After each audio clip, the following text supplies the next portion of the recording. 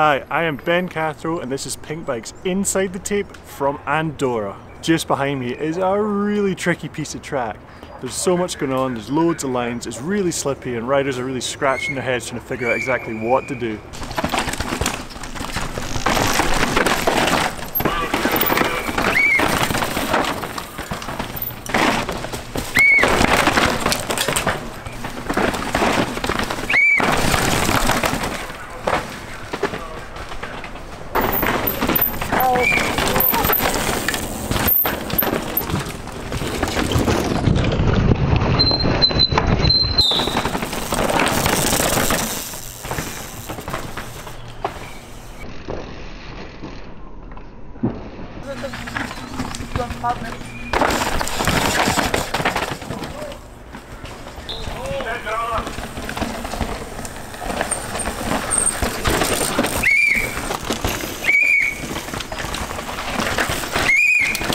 Got a really tricky section here, Tracy. Are you looking for something consistent in terms of line or just pure speed? Consistent. I think sometimes when you've got like a 10-15 second section, it's more like as consistent as you can ride is going to work, because this is kind of pretty, you don't really know what's going to happen, and if it rains slightly, or it's just very inconsistent, and first thing in the morning it's so greasy, so it's hard to practice the line you want to practice, but you also got to be able to know that if you get here you can just commit without thinking about it. So let's give you the lay of the land. Riders come into this section through a gullied left-hander. This gully opens out into the first multi-line choice. So you have a super inside straight line, very direct, but it's so tight between two trees. And also the compression just before the trees is a little bit off camber. Direct but risky. The other lines are over the big hump and then tighter turn into the next section. Just to the side of the hump, but then middle line. The other line is turning hard right in the slippy rocks and getting a smooth, consistent outside line.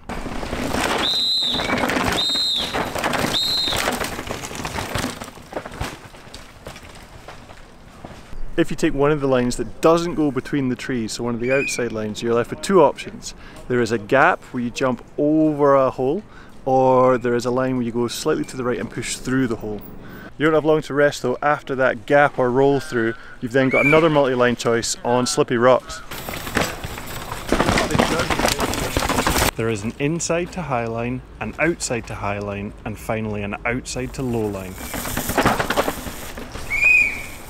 So the high line here is definitely more direct, but the low line gives an option of swinging super high off camber for the next corner. Could benefit you down the next straight. From another angle, here's the high line and low line.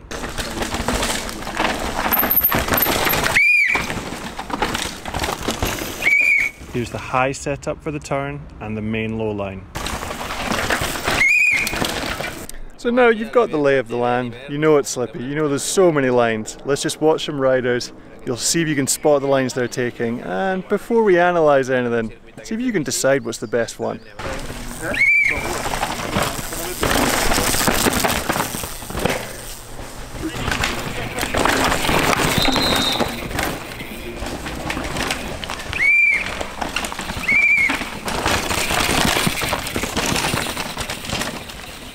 Braga. Yeah. You're the only person I've seen doing line through the trees. Is there is there a reason you find it better? What feels good about it to you? I don't know, I just feel the way is shorter. Shorter? Yeah. Direct? Yeah, just straight in. You don't feel you have to slow down too much for the gap?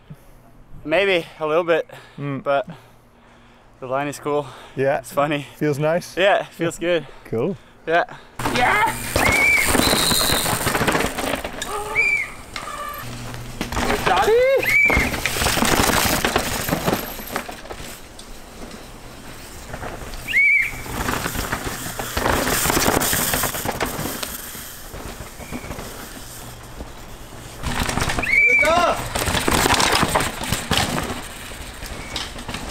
I don't know actually.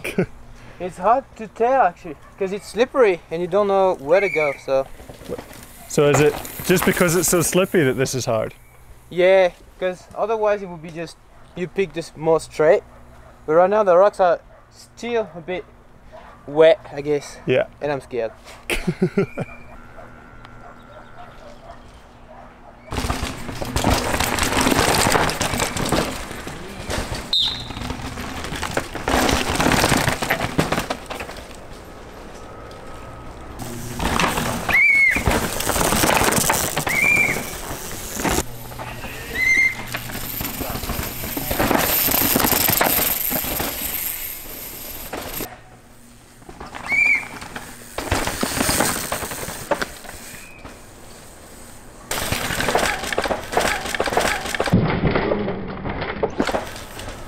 So Markus, you are owner of the MS Mondraker team. You're a man that knows how to go fast on a bike. What line do you think we should do here? Too many turns for me. Too many turns. But I would try to straighten it up. Yeah, a little bit straighter. Okay. As straight as possible. Here we go, let's compare. Charlie is on the straight middle line and Ferran is going all the way wide. At this point, Charlie has a full bike length on Ferran. Will the outside line give more exit speed? It does. Ferran has caught up and now he's going to go high for the next turn. Whoa, the high line lost Ferran about half a second. That's wild. Another one. Hart on the middle, Figure and Bruni on the sort of wide, and Isles on the fully wide.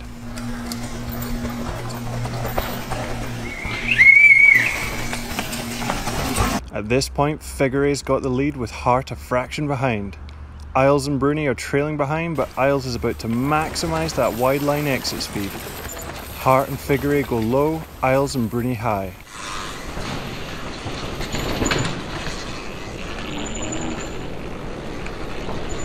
Figure takes it, but it's Isles' exit speed and momentum carrying through that second half that impresses. Last one, Isles on the outside again, Atherton, Smith and Pierron on the middle.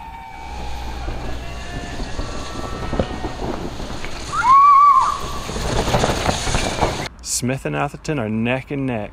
Pierron a little behind, but here comes Isles. At this point, Isles is now past Atherton and drawn level with Smith. Smith manages to maintain great speed and holds his lead through the next right-hander. Atherton surprisingly loses his early lead with slight overbraking for the last turn.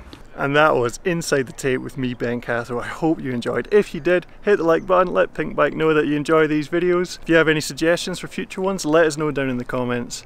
And a little tip, subscribe up there. That means you won't miss any of these videos. And also, I do a lot of videos at the World Cup as well. You can subscribe to my channel down there. And if you're keen for more content, check out that video. That's a good one. Thank you very much for watching, guys. See you in the next one.